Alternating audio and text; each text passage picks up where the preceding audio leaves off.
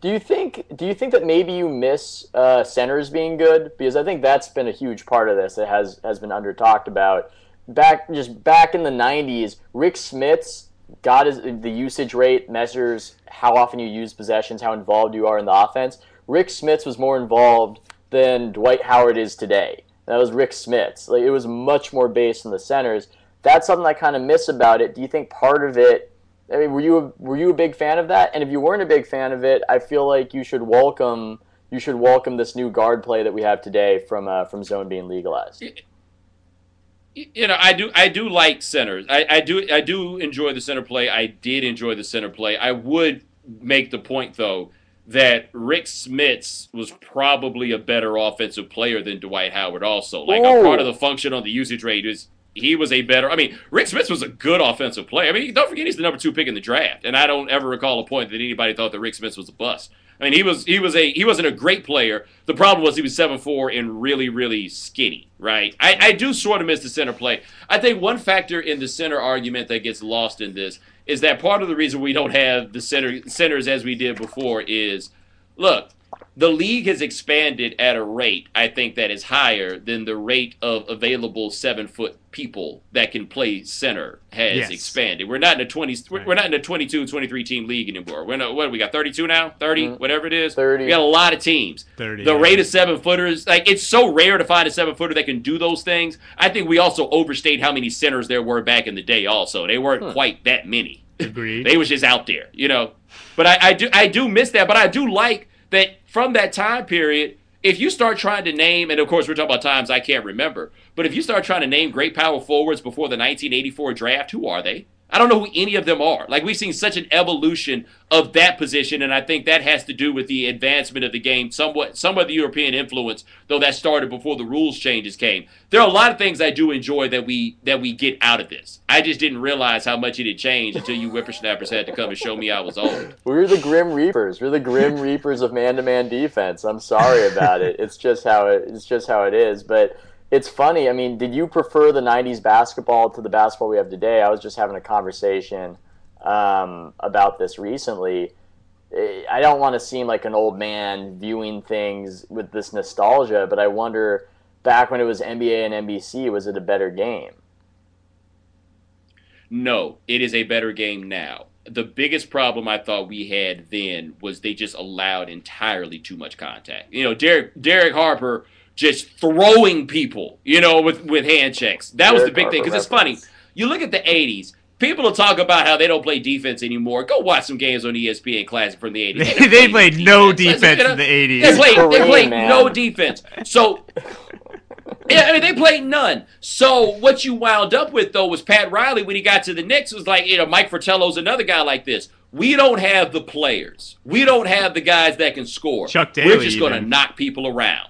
Yeah, but at least Chuck Daly, Isaiah Thomas, of course, is an all-time great. Joe Dumars is not a Hall of Famer in spite of his spot in the Hall of Fame, but he's a good player. Bill Laimbeer was an all-star. Vinnie Johnson was great. Adrian Dantley, they had players. They just also added to that physical brand of defense. The Knicks were Patrick Ewing and really nothing else. Like if those teams weren't in New York, there was nothing else going on. They just decided they were going to maul people and knock people around, and that's what coaches did. They're like, okay, well, now we can control these games by having these teams out here. We're going to slow the game down offensively, and we're going to knock people around. And no, it was not a pleasant brand of basketball to watch. It was part of why Akeem Olajuwon was so enjoyable to watch at the time, because there was nothing. You couldn't do that stuff to him.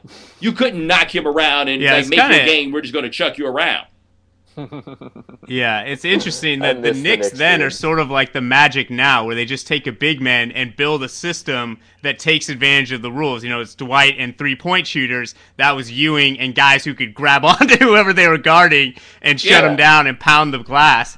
It's like they're sort of the equivalent of how to exploit those rules. Yeah, the Rockets did that. The Rockets. It's really interesting because Don Chaney won Coach of the Year, I want to say, in 91. He got fired the next year after they lost to the Timberwolves. They brought Rudy in, and Rudy's whole program was, look, we're going to get the ball into Olajuwon, and if you can't guard him, then we're going to get the ball out and we're going to rotate it around. All the way to the point where they trade for Clyde Drexler, who wasn't in his prime but was still a good player, and effectively relegated him to being a three-point shooter. And they won championships like that because Yeah. Olajuwon was so dominant. Yeah. Well, I think we actually... oh, no, sorry. Ethan's got one more. Sorry. I wanted one more, because you reminded me of the Houston thing. Houston, it's not brought up as a player destination, but you once told me that it is.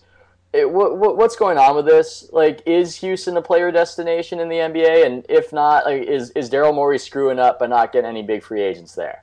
What's going on with Houston? I can't figure it out because I grew up in Houston. I'm from there. Here's the thing.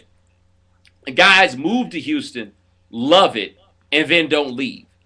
But I don't know what they think before they go. You know, like, I don't understand what the perception is at this point before they go. But I am surprised that Houston is not more of a free agent destination, given that the no state income tax, which I think is a bit overstated because everybody gets their money regardless, right? But there's no state income tax. It's a low cost of living to be there. And if you got money, Houston's a great place to live with a lot of good-looking women, and you get treated like a superstar being in Houston. But I don't know if that sentiment is understood by guys before they actually live there. But you think about all the guys you can name that have places in Houston after they played there. Right, I was just going to say, it's like known to be where they, like a big off-season hotspot for NBA players where they live. And if you're willing to go to Houston in the summer, you must love it because it's hot as Hades in the summer. And if you're willing to go, there must be some love involved. Nice. All right, man. Well, I think we got to wrap up. Really appreciate you coming on, and you can catch Bomani on his site, on SB Nation, on Around the Horn today, I believe. No, I appreciate it. Definitely on Around the Horn. And before I go, if you don't mind, check us out, Bomani and Jones. We got a YouTube show. Some people say it's kind of like Chappelle. Yes. It's hilarious. I don't say that. They say that. So check it out. YouTube.com/SB Nation. We got a new video up. I'm in the studio right now. In fact, we're going to shoot another one for tomorrow. Thanks, all right, Bomani. yeah, definitely subscribe to that, and so you can catch each one as it comes out. Thanks a lot, Bomani. Hey, man, I appreciate you. Take it easy.